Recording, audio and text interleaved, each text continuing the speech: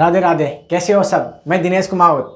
आज हम बात करते हैं प्रतिजन और प्रतिरक्षी में अंतर। तो बिना आपको वेट कराए हुए हम स्टार्ट कर देते हैं वीडियो। देखिए, ठीक है। प्रतिजन और प्रतिरक्षी की बात करें तो हम प्रतिजन को बोलते हैं एंटीजन या एग्लूटिनोजन।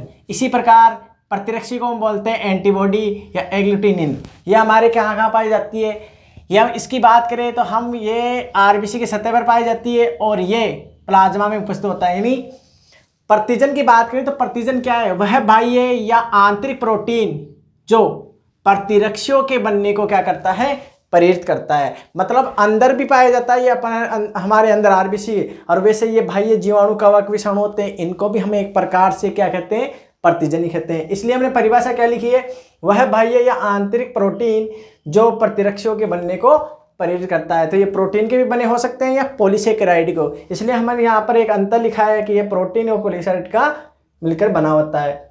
इसी प्रकार प्रतिरक्षी की बात करें तो प्रतिजन के विरुद्ध बनने वाली संरचना को तो आपने छोटी कक्षाओं में पढ़ी होगी। वाई आकार की संरचना इस प्रकार ये अलग अलग पंचलक, द्विलक और एकलक अलग अलग आकार की होती है। तो प्रतिजन के विरुद्ध बनने वाली संरचना को हम क्या बोलते हैं, प्रतिरक्षी कहते हैं। इसे हम एग्लूटिनिन भी कहते हैं।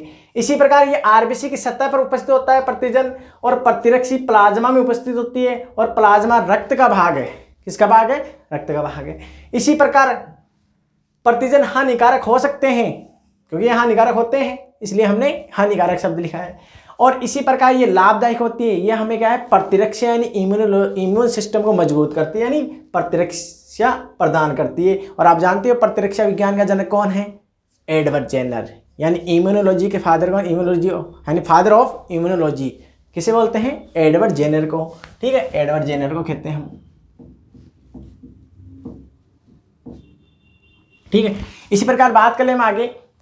एपिटोप क्या होता है, प्रतिजन का वह भाग जो प्रतिरक्षी से क्रिया करता है। आप जानते हो जब ये प्रतिजन किसी से लड़ेगा तो पूरा शरीर तो गले मिला के लड़ेगा नहीं है, ये कोई विशेष भाग, जैसे हम किसी हाथों का पैरों का उपयोग करते हैं, इसी प्रकार एक विशेष भागों का अंगों का उपयोग करते हैं, उसे हम बोलते हैं एपिटोप या प्रतिजन निर्धारक भी कहते हैं हिंदी में। इसी प्रकार प्रतिरक्षी भी क्या है, किसी से लड़ती है तो एक विशेष भाग से लड़ती है, उस भाग को बोलते हैं हम पेराटोप, यानी प्रतिरक्षी का वह भाग जो प्रतिजन से क्रिया करता है उसे क्या बोलते हैं हम, पेराटोप। इसी प्रकार हम बात करें आगे कि यह प्रोटीन सेकेराइड या वसा से मिलकर बनी होती है, जबकि ये केवल प्रोटीन से ही मिलकर बनी होती है। और आप जानते हो एमीन व कार्बोक्सिलिक के मध्य जो बंध बनता है उसे ही हम पेप्टाइड बंध कहते हैं। तो प्रतिरक्षी में कौन सा बंध पाया जाता है, पेप्टाइड बंध पाया जाता है। ये क्वेश्चन कई बार पूछ चुके हैं।